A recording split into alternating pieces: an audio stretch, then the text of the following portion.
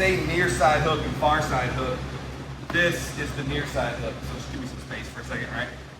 I want to almost always, you want the near side hook in first, right? So if you give me all this space, I would put this hook in, my near side, and then I'd go for my far side hook, right? What you don't want to do is go for a far side hook without your near side hook. Unless, I mean, obviously it just gives it to you, but it's a good chance he's baiting you anyways, right? Going for a far side without a near side, look where it puts me, right? I'm in a spot where this is, while I'm fighting for this one, it's going to be very easy for me to get bucked off and fall off, right? So both of these that we're looking at is really focusing on that near side hook. It's a much safer route to go. Look, let me use Sal since you haven't seen this. I just want to get rid of that far side, near side thing.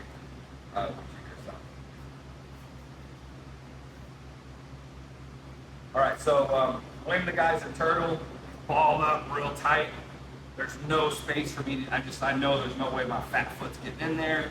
His collar's not available, there's nothing here, right? That's why it's called turtle, it's shelled up, it's a good place for it to be.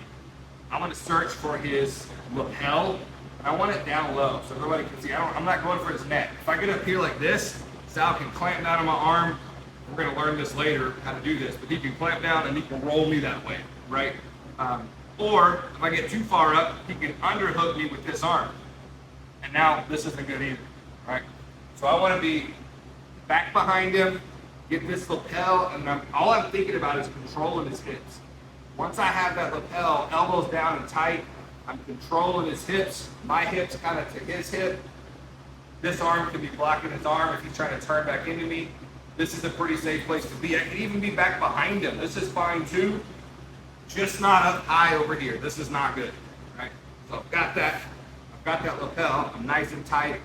What I'm going to do is I'm going to create a little angle where I'm going to move back and away from him here, in a backwards angle. I'm not going to the side. I'm going at an angle here, right? I'm going to move to an angle. I'm going to block his elbow. And I'm just going to pull him over. It's real simple. If I don't block his elbow, he's going to post it out over here, and I'm not going to be able to pull him over, right? So it looks like this.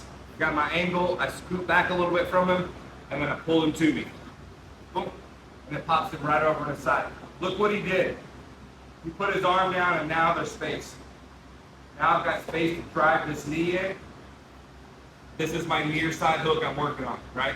Near side hook goes in, and I'm reaching for a seat belt or a collar, whatever's there, as I put my far side hook over. And then pull him.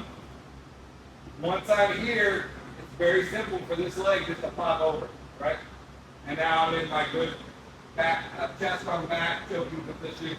We're ready to go from there.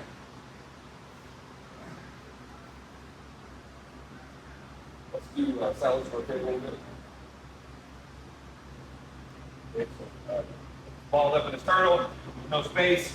Get my grip, back arm, elbows nice and tight. I'm blocking this. Now watch this knee. If I try to pull him over right here, I'm just pulling him into my knee, right? I need to scoot this knee away from him, and then I pull him back to me. Boom. Now I got space. Shooting in, getting my seatbelt and my collar grip. Far hook comes over. Second hook comes over. That was good. And you're like literally where I landed now. I've got the collar grip. I'm on his back. We're ready for the choke right there. Right, whatever choke you want, whether it's bow and arrow, the arm behind the head, they're all available.